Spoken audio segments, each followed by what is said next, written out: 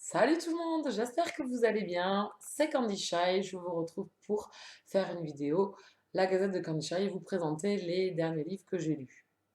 Ou pas. Ça peut être des livres qui sont un peu plus lointains. Donc ça date, c'est fin septembre, début octobre. Donc ça date un petit peu quand même. Donc le tout premier dont je vais vous parler, je vais vous en parler très succinctement parce que je ne l'ai pas fini et que je ne pense pas revenir dessus. Donc je vous présente Le Chevalier Rouge de la saga Renégat, c'est le tome 1 de Miles Cameron aux éditions Brajlon. C'était un livre dont j'avais beaucoup entendu parler, donc c'est un ami qui m'avait prêté le livre, donc là je l'avais un e-book parce que c'était un espèce de gros pavé de chez Brajlon, donc du coup un ami est venu le récupérer très récemment. Donc je vous le montre en e-book. C'est un fantasy. Et c'était une lecture que j'avais très très hâte de faire. Les avis étaient très très bons. C'était Sam Laure qui m'avait aussi fortement poussé à le sortir de ma palle. Il a été souvent dans mes prévisionnelles lectures et je l'ai fait en lecture commune avec Cassie. Mon pote m'avait dit qu'il avait adoré, que c'était génial, etc., etc. Et j'avoue qu'avec moi, ça ne l'a pas fait du tout. Je suis arrivée à la moitié du livre. Voilà. Donc il y a 800 et quelques pages. J'en suis arrivée à 400 et quelques. Un peu plus de 400. 430 pages, ou un truc comme ça, ou 450. Mais ça l'a pas fait vraiment. Alors si, il y a du bon. Mais alors, c'est noyé dans énormément de pages qui, pour moi, ne servent pas forcément l'histoire. Avis totalement personnel. Voilà, donc aussi on suit le Chevalier Rouge, donc, qui est le héros de cette saga, qui est en fait, euh, qui est en fait un chevalier avec des pouvoirs. Voilà. Dans cette histoire, dans cette saga fantasy, certains personnages ont des pouvoirs magiques et les terres humaines sont attaquées par des démons. Voilà. Il y a une forêt qui borde bon, une espèce de pays et ils sont attaqués par tout type de démons plus laids, méchants et vilains que vous pouvez imaginer. Voilà. Donc ils ont décidé d'attaquer les hommes et surtout d'attaquer une abbaye.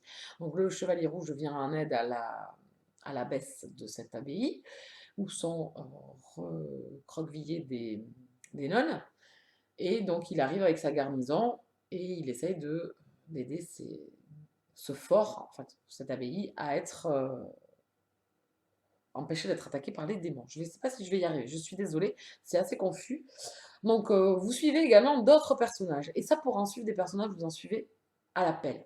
Et c'est ce que je reproche, ce qui m'a noyé dans mon histoire, c'est que vous en suivez mais une trentaine, je pense.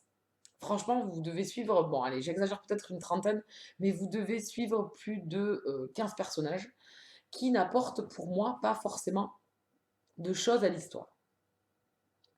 Alors, vous avez un roi, une reine, vous avez des chevaliers en veux-tu en voilà, vous avez des hommes de la garnison du Chevalier Rouge, son écuyer, voilà, les nonnes, il y a un curé, il y a tous les monstres, enfin certains monstres que vous suivez, il y a des humains que vous croisez dans l'histoire qui voilà, sont sur la route des démons, des humains qui s'allient aux démons, enfin voilà. Il y a énormément de personnages, c'est des chapitres très très courts, donc vous changez de personnage à chaque chapitre à peu près, donc ça a le don, enfin moi ça a eu le don de me gonfler, voilà, où j'étais bien par moments parce qu'il y a vraiment du lourd, il y a vraiment du très très bon dans cette saga, enfin dans ce premier tome, dans cette histoire, il y a du très très bon où on suit voilà, le Chevalier Rouge, où on suit certains personnages qui ont vraiment enfin, qui moi j'ai trouvé qu'il y avait beaucoup d'importance. Il y a un mage magicien aussi qui a l'air d'avoir énormément d'importance, mais bon,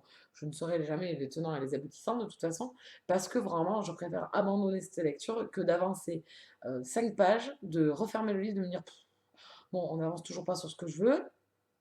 Voilà, donc je l'ai fait jusqu'à la moitié.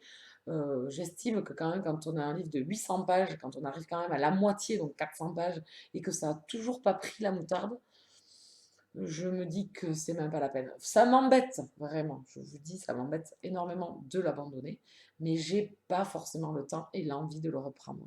Donc quand c'est un peu comme ça, je préfère passer à autre chose, à des lectures qui vont vraiment me plaire, à d'autres découvertes, que ce livre. Je suis vraiment déçue parce qu'il y a vraiment du très très bon. Ça me fait suer de ne pas savoir ce qui va arriver au Chevalier Rouge, ce qui va arriver à l'abbaye, à tous ces gens qui sont à l'intérieur, mais franchement, l'auteur nous noie dans trop de descriptions, dans trop de personnages qui n'amènent pas forcément. Enfin, moi, des personnages qui sont assis autour d'un feu et qui mangent, ouais, ok, d'accord, il n'y a pas de problème. Mais bon, j'aimerais bien que l'histoire avance un petit peu, quoi.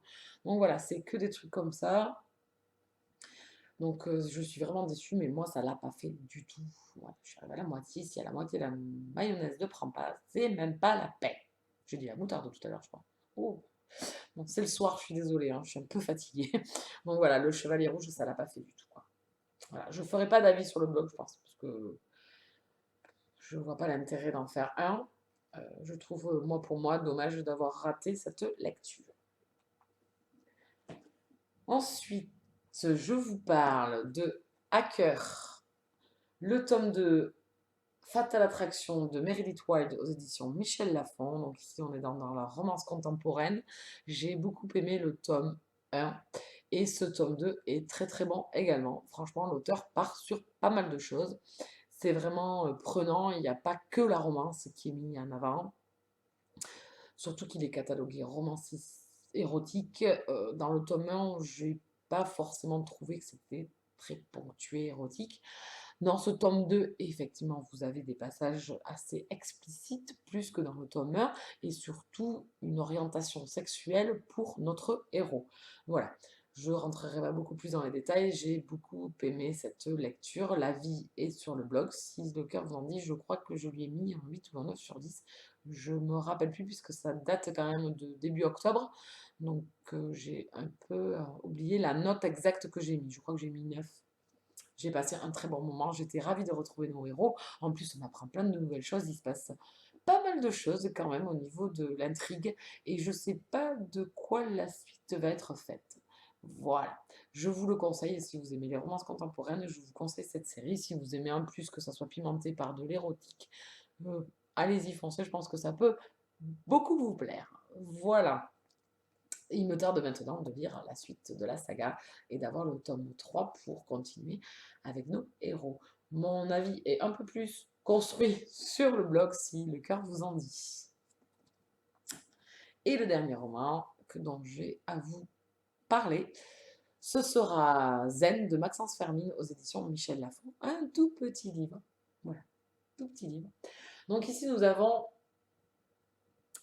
un roman contemporain. Enfin, je pense que c'est contemporain, ou alors c'est historique, parce que je n'ai pas su forcément déceler dans quelle époque le roman se situait, parce que je pense qu'il peut y avoir encore de nos jours des endroits un petit peu comme ça, où il n'y a pas si longtemps que ça, pas forcément en 2015, mais il y a une vingtaine ou une trentaine d'années, je pense que il pouvait y avoir des endroits comme celui-ci. Donc ici, on se retrouve dans le Japon, je pense que c'est le Japon, et on se retrouve avec un maître calligraphe qui prend sous son aile une jeune femme pour lui apprendre la calligraphie. C'est une jeune femme qui est très très douée déjà pour la calligraphie, et donc il lui apprend un petit peu à voir au-delà de la calligraphie, au-delà de ce qu'elle peut avoir sous les yeux. Donc c'est un tout petit roman, et effectivement le titre porte bien son nom, Zen. Voilà, on est vraiment porté, c'est un côté un peu féerique, poétique. Voilà, on est porté par notre lecture. Forcément, c'est une lecture que vous faites voilà, même pas, enfin, une heure et demie. C'est une lecture très rapide, mais vraiment très touchante, très prenante. Et j'ai beaucoup aimé comment l'auteur amène son récit, très court par des chapitres très très voilà, assez succincts. C'est vraiment prenant. Mon avis est écrit sur le blog également. Il est beaucoup plus construit. J'en parle peut-être beaucoup mieux à l'écrit qu'à l'oral. J'ai passé un très bon moment. En plus, c'est agrémenté d'une petite romance. C'est pas forcément la prédominance de l'histoire, mais ça plane et c'est vraiment prenant. On apprend sur les coutumes de la calligraphie, sur les coutumes un peu asiatiques, qui pour moi ne sont pas forcément des choses que je lis souvent. Donc voilà, c'était un très bon moment de lecture, je vous le conseille. Zen, je crois que je lui ai mis pareil 8 ou 9 sur 10. C'était une très bonne lecture. On en finit avec la Gazette de Grandichai. Si vous avez aimé, petit pouce, ça fait toujours plaisir. Si vous débarquez sur la chaîne et que vous avez bien aimé cette vidéo, vous pouvez vous abonner. Sinon, vous pouvez aller retrouver d'autres vidéos sur la chaîne. Je vous souhaite une très très bonne soirée. Je vous dis à très bientôt. Ciao ciao!